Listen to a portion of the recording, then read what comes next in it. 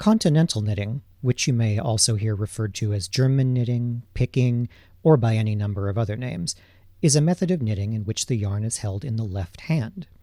In this video, I'll show you how to tension the yarn, how to work the knit and purl stitches, and in the end I'll describe the practice project that has helped many of my students perfect their command of the Continental method.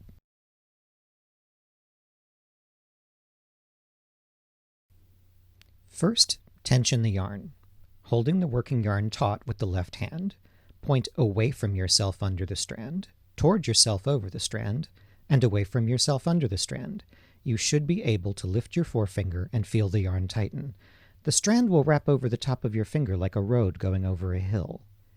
Many guides also insist that the yarn must be held between the third and fourth fingers.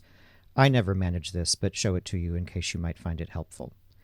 As you work, make sure of two things. First, the distance between the needle tips and tensioning fingers should be about an inch and no more. Second, work quite close to the tips of the needles. This will take practice.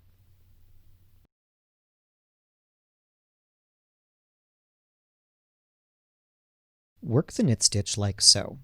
With the working yarn behind the needles, the tip of the right needle is put into the stitch from left to right. The right needle swings behind the yarn, catching it, and comes towards you, pulling the yarn with it through the stitch. The right needle moves right, sliding the stitch off the left needle. Again.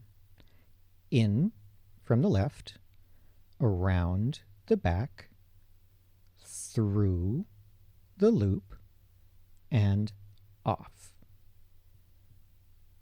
In from the left, around the back, through the loop, and off. There's an old memory aid that says what you should think of is that the little rabbit pops out of the hole, runs around the tree, and goes back down the hole. Although strictly speaking, the rabbit also drags the tree down into the hole, so it must be a remarkably strong rabbit. In, around, through, and off. In, around, through, and off. If you are not very close to the needles, you will find yourself pushing the stitch off with your right finger. Try to avoid developing this bad habit. I wish I had.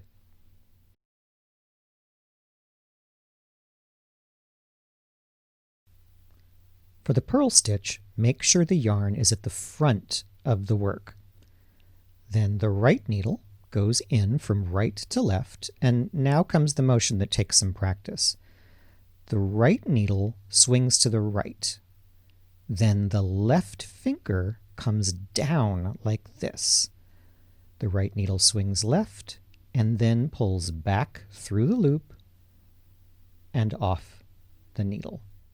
Again, in from right to left, needle swings, finger down, pull back through the loop. Try not to use your thumbs. In from right to left, needle swings, finger down, needle pulls back. In, swing, down, and off. In, swing, down, and off. In, swing, down, and off, and try to work close enough to your needle tips that you don't have to use your thumb. I wish I'd learned that sooner.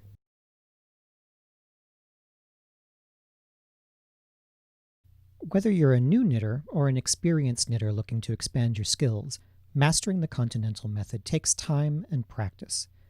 I often recommend to my students that they knit a simple garter stitch dishcloth, at the end of which they almost always find that the motions have become very smooth and natural. Choose a sturdy, washable cotton, I'll put a link or two in the show description, and cast on enough stitches to give yourself a piece of fabric somewhere between 6 and 8 inches wide. Make a note of your cast-on number. Whatever your cast-on number is, now work double that number of rows and then bind off. To perfect your Continental knit stitches, work entirely in knits. To perfect your purl stitches, work entirely in purl. When you're finished, weave in your ends, and you have a new skill and a new dishcloth. Thank you for watching. If you've enjoyed this video, please consider subscribing to my channel so you'll be the first to know about future episodes. Click like or leave me a comment to let me know your thoughts. And if you really liked what you saw, check out my Patreon campaign, where my patrons enjoy exclusive access to downloads, live streams, and other bonus material every week.